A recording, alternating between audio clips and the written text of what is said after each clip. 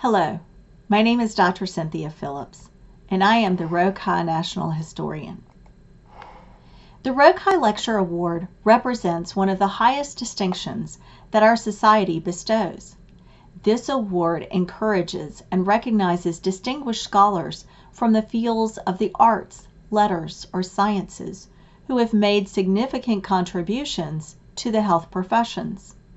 Recipients receive a plaque and monetary award.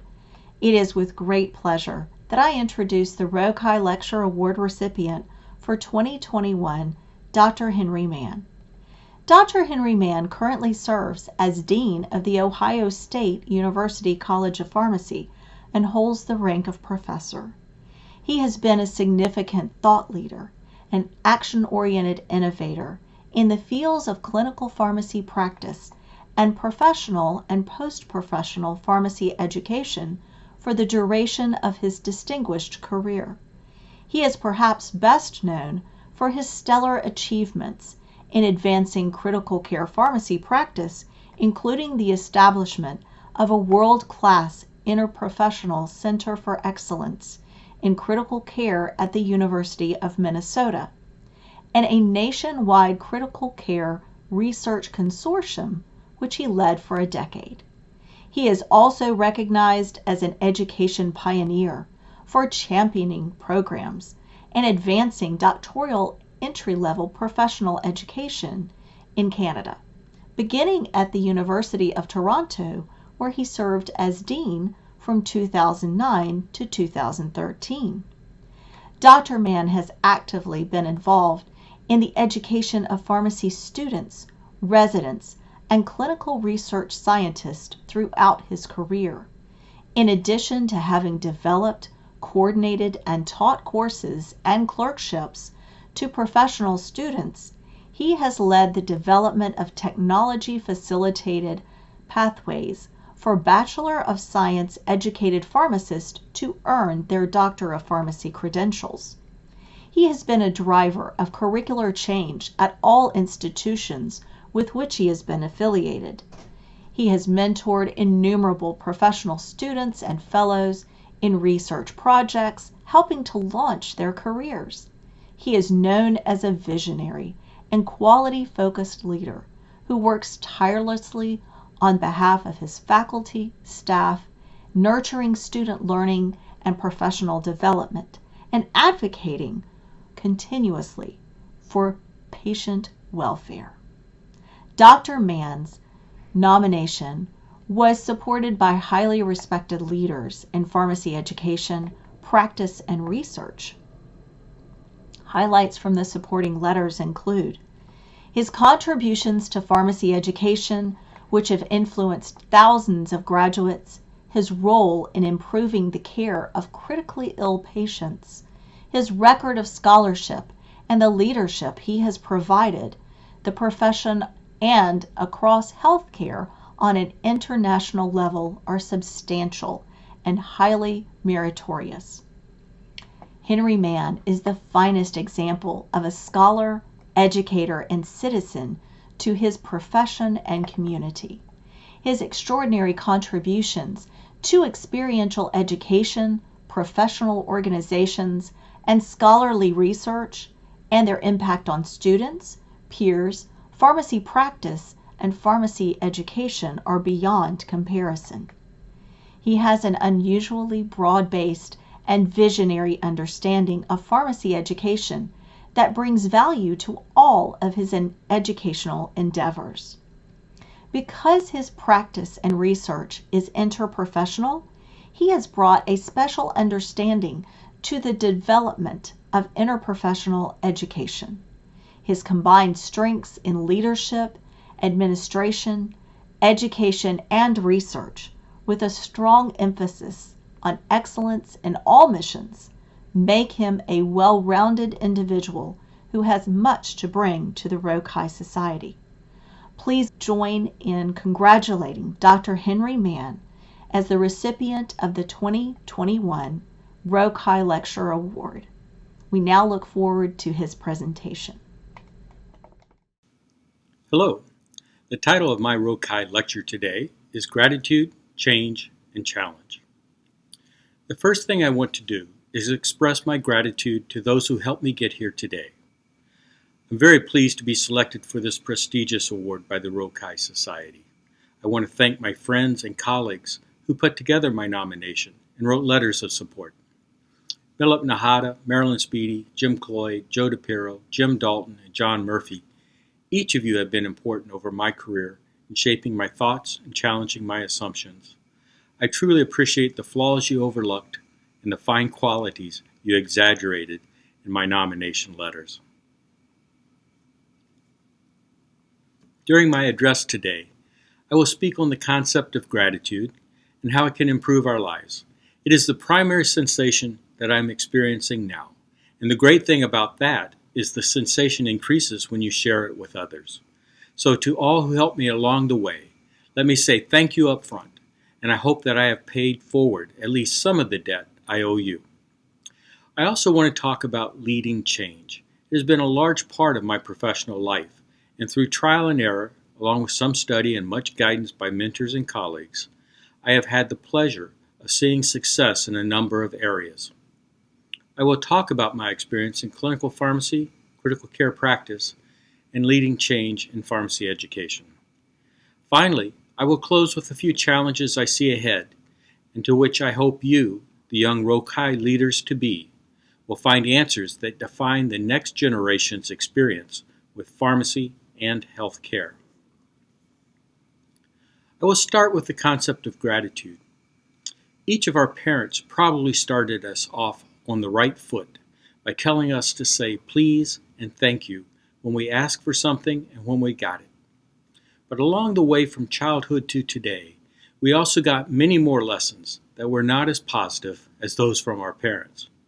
Perhaps these came to us through television and social media, but it is so commonplace that I would not be surprised to hear that most of us have been exposed to more negative thoughts than positive thoughts over the last 24 hours. In fact, we have built an inner voice, a critic in our brain, that not only sees negativity around us, but within us. I am an optimist, and that has always been a help to me when faced with negativity and times of doubt. But even optimists can benefit from practicing gratitude overtly. There are a number of studies which demonstrate actual health benefits from practicing gratitude. These include better sleep, more energy, less depression, and even a longer lifespan. Who wouldn't want such benefits? And it is so simple to do. There is no great investment in equipment or major changes in your diet required. There are many ways to show gratitude, but the key from my point of view is to permit yourself to be more open to sharing your feelings with others. Give compliments. List things you are grateful for on a regular basis. Practice random acts of kindness and simply smile more. For some of you, this is natural and part of who you are already. For others, even these small things may be more challenging. It is for me. I'm a highly functioning introvert. I only really let myself be open with very close friends. And sometimes that can be seen as being aloof and distant, which is not what I want as a leader. I would like to thank my family and friends for all of the support and comfort they have given me over my life. I am so proud of my sons, Mike and Marcus, their incredible wives, Barrett and Betty, and my wonderful grandson, Miles. I know that everyone who gets an award always says something like that, but there is a reason they do. None of us ever get where we are going without our family and friends. The picture you are looking at is the Ohio Stadium. It is just a few hundred yards from my College of Pharmacy. On a game day, there are more than 100,000 fans that come to the stadium in a normal year. Seats are hard to get and passed down over years to family members, and there are requirements in philanthropic giving to get better seats. I have taken many supporters of the College of Pharmacy to games at the stadium. Very often they will tell me about their parents and what they, or someone else in their family, did that allowed them to become the people they are today. The stories are heartwarming. Oftentimes, they are also amazing in terms of how that individual's accomplishments changed the lives of all who followed in that family. I encourage each of you to reflect on the individuals in your lives who have been pivotal to your success outside of the profession. I am talking about the mothers, fathers, brothers, sisters, and others who are extremely close to you that have, through their decisions and actions, allowed you to be where you are today.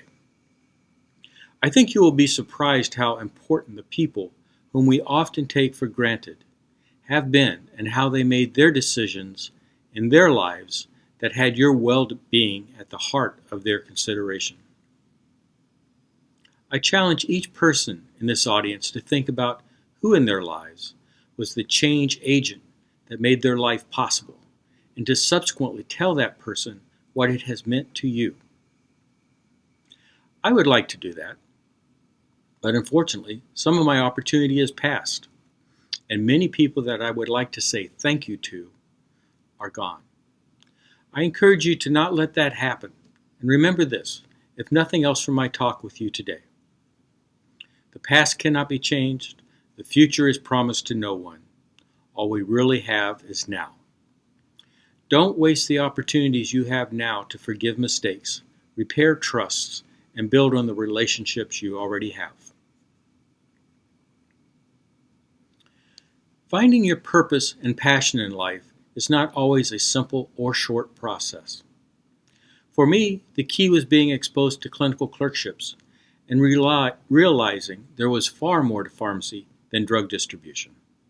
When I started in pharmacy school, I did not know all that was available through this wonderful profession. It wasn't until I did my clinical clerkships and externships that I really caught the passion for pharmacy, and I think the same may be true for you. It is during these practice experiences that we will meet individuals who have pursued advanced training in residencies, fellowships, and graduate programs. That was what happened with me, and so many of these individuals, who were my personal change agents, are now friends, mentors, and colleagues of very long standing. We have shared decades working to improve the delivery of health care by expanding and documenting the impact that pharmacists have on both individual health and systems of health care. I want to particularly recognize Dr. Jim Cloyd, who taught me in my first clinical clerkship experience as an undergraduate student at Kentucky. I mark this clerkship as the most important change in my view of pharmacy and what I could be as a pharmacist in healthcare. Jim was the 2015 Rho Chi Lecture Award recipient, and he and I were colleagues at Minnesota from 1980 to 2009. Over the 29 years we worked together, I constantly relied on Jim as a mentor and sounding board for my career choices. The list of others who were key to my own growth and development of purpose is far too long to recite, but I will mention Paul Parker, Larry Weaver, Frank Serra, Marilyn Speedy, Greg Beelman, Bob Bluen, Tim Buckman, and Lalitha Raman Wilms.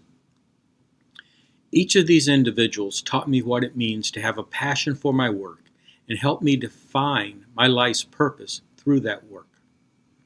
I won't say I never had to work a day in my life because I found my purpose, but I will say I seldom found myself not wanting to go to work and feeling that the work I was doing was important.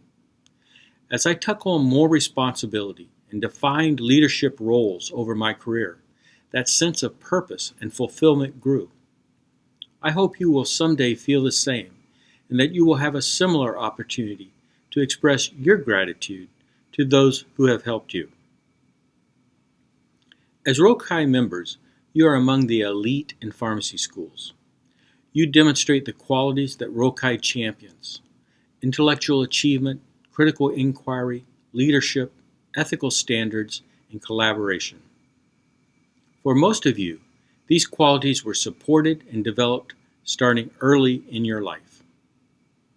Nevertheless, you should take pride in that you have taken those talents and through practice have honed them into skills that you can apply to problems you see in front of you. These skills get stronger the more you use them, but they are not generic. You each have different strengths and weaknesses, as you have no doubt now had defined for you through a variety of skills and aptitude tests. Please take the results of these tests with a grain of salt, and certainly be cautious in comparing yourself to others. Also, and perhaps even more important early in your career as a professional, is to be aware of what you know versus what you don't. No matter how smart you are, there is a lot to learn, and the amount of that information grows at a faster and faster pace.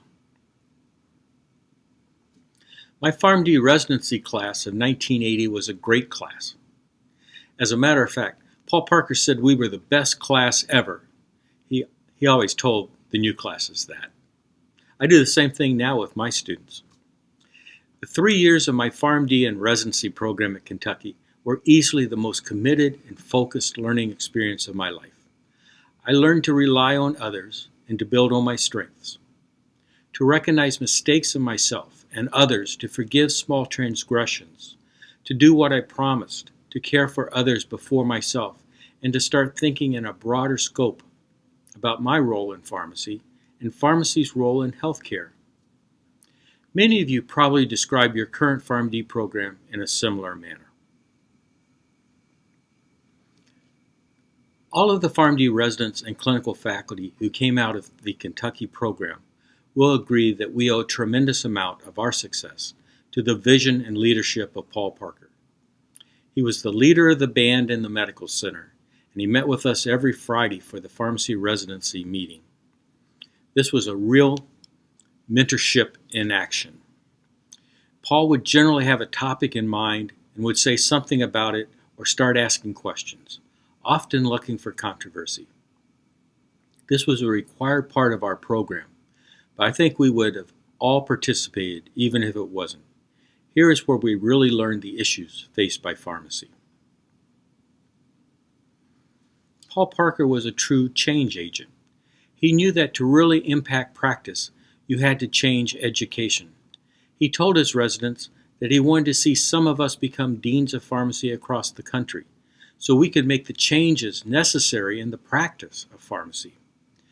Out of the 5 graduating classes between 1977 and 1981, 6 of us became deans, 3 of us at 2 different universities, and Bob Bluen went on to become the provost at North Carolina. I think that is a pretty good example of translating a vision into action.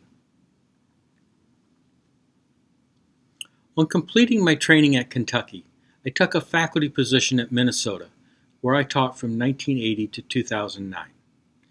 3 other Kentucky PharmD and residency graduates were already on faculty there, including Jim Cloyd, Dan Canifax, and Sal Pancorbo. We had incredible professional experiences as we developed clinical practices and refined what would be the future entry-level PharmD program at Minnesota. We also developed research programs that would later be described as clinical scientist roles. My specialty area was surgery and critical care. I worked up through the ranks to full professor with tenure, and I was highly involved in national organizations of both pharmacy and critical care medicine. When Dr. Marilyn Speedy became the dean at Minnesota in 1996, I became her associate dean for professional and external relations. My responsibilities included building our relationships with health systems and implementing a non-traditional PharmD degree program, which was necessary as we transitioned to the entry-level PharmD program. At the same time, I started an interdisciplinary Center for Excellence in Critical Care. These new administrative roles were fantastic experiences. I was able to build programs that I felt would make a difference in the practice of pharmacy and critical care over the long run. Dean Marilyn Speedy and Jim Cloyd continued to be great mentors for me during this time. After a 6-year period as associate dean, I resigned to build the Center for Excellence in Critical Care into a stronger interdisciplinary unit. This effort led to developing a national network of critical care units focused on implementation research of best practices. I called it the Partnership for Excellence in Critical Care. I think clinical networks, such as Partnership for Excellence in Critical Care, can have tremendous impact on healthcare, and it is a model that can be applied in any area: cardiology, family health, oncology, wherever your passion leads. Eventually, my own passion for advancing pharmacy practice led me to explore being the dean of a major university, and the University of Toronto saw us as a good match. They were in a position where Minnesota was 15 years earlier, just getting ready to start an entry-level PharmD program, needing to develop their clinical sites and their clinical faculty, needing to become more interprofessional in their outlook and externally focused in their planning. They faced challenges with acceptance by the Ontario Medical Association, and hurdles that were in place because they had a single payer, the Ministry of Health and Long-Term Care. As the dean, I was able to guide the implementation of the first entry to practice PharmD program in English-speaking Canada at the University of Toronto. Convince the government to recognize the PharmD title to go with the degree, and bring the 13 hospitals that make up the Toronto Area Health Science Network together in developing clinical rotations, as well as co-hiring a new faculty model of clinical scientists. This was a little harder than it sounds in that one sentence, but after 4 years, I felt the program was on track, and I was thinking of what the next steps in my own career would be. That is when the dean position at Ohio State became available, and I was selected to be their leader. You already know there are many attributes that make a good leader: integrity, inspiration, encouragement, support, high expectations, clear goals. Collaboration and vision are a few that come to mind. Probably the most important at the time a new leader comes on board, the transition phase, is having a vision. What will the organization look like in the future? That is a question that I still contemplate almost every day as new opportunities and threats occur around my college and my profession. Over the past 8 years, my college has moved forward with new undergraduate, professional, and graduate curriculums that are designed to give our students the best possible start in their profession. We have spent tens of millions of dollars renewing our facilities, laboratories, and classrooms. We have hired dozens of new faculty to invigorate our education, research, and engagement missions.